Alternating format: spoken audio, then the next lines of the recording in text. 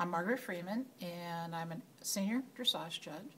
Live in Mount Kisco, New York, and I've been riding dressage since the early 70s. I got my first job out of graduate school in Wilmington, Delaware, and started riding there, and I was eventing, and I kept winning the dressage, and then something bizarre would happen cross country. So I concentrated in dressage after that. But back then, when we were eventing, we not only didn't have helmets with chin straps, almost everybody was riding in hunt caps.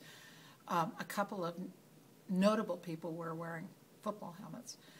And the first helmets with chin straps back then in the early 70s were Belmonts. They were racetrack helmets, I recall. And if you wanted a cover for your helmet, you had to, the only place you could get cover it was either from the people who supplied jockey silks, or a lot of people there was a cottage industry going on then of people hand-making helmet covers, which was kind of cool. You could get them in any color you wanted. But hunt caps didn't have harnesses for a long time. And I remember I showed for years in a blue hunt cap that didn't have a harness, but it fit really well and it never came off. The first time I bought an ASTM helmet, I was going horse shopping in Europe in the late 90s, 97. And I remember I took half chaps because I was trying to go with carry-on luggage because we were moving around so much. I didn't want to take my boots, and I thought people would look at me weirdly.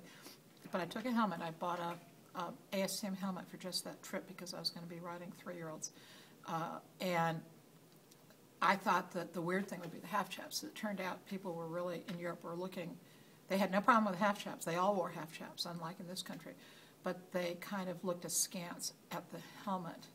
I think that they caught on here sooner than they did maybe in Europe. I know I wore, from that point on, I always wore my Troxel or my Grand Prix with the harness when I showed at the lower levels. And I was going to start showing FEI last year on this horse I have, and I bought a new top hat just for the occasion. And then as the season started approaching, I thought, you know, this doesn't make sense. At home, I'm always wearing a helmet. I never ride without a helmet, without a harness. I actually have 2 or 3 different ones. I swap them out sometimes if they get a little too sweaty in the summer.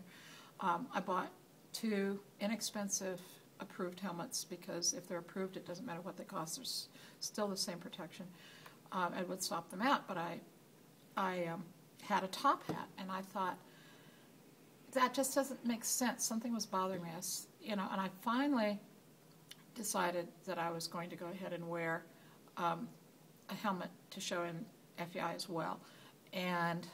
But I didn't have a clean one. I mean, all of my helmets they'd been well used. And so at the last minute, I grabbed one that I had gotten at a silent auction and showed in it.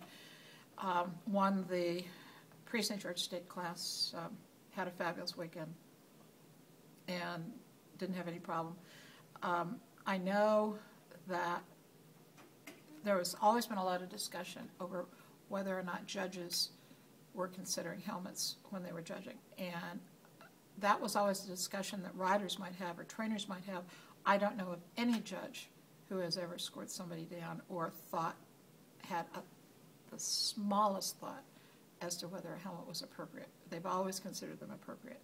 And in the last year, that has certainly become the case. I'd say last year, in 2010, maybe a quarter to a third of the people I saw out there showing at FEI levels were showing in helmets, up to a half. Some places where I went around the country, nobody was showing in them, which really surprised me. And here in the East, in the Middle Atlantic region, maybe 50% of riders are riding in helmets. But I really think it only makes sense. And the rule just changed with the USEF that helmets are now going to be required at 4th and below. I was a little bit surprised that they were able to get that through. Not because it wasn't a good idea. I thought it was a terrific idea. But we're now, I think, very possibly the only non-jumping discipline that mandates safety helmets for showing. And there are so many other disciplines in the USEF Western saddle seat, other disciplines that don't mandate helmets. So I think it's going to be very interesting to see what happens next, whether or not this precedent set by the dressage people will carry over to the other disciplines. I think Western's going to be harder, perhaps the hardest nut to crack in that regard. But I would certainly be hugely in favor of it. I don't see any reason at all why people shouldn't be wearing a helmet with a harness anytime they ride.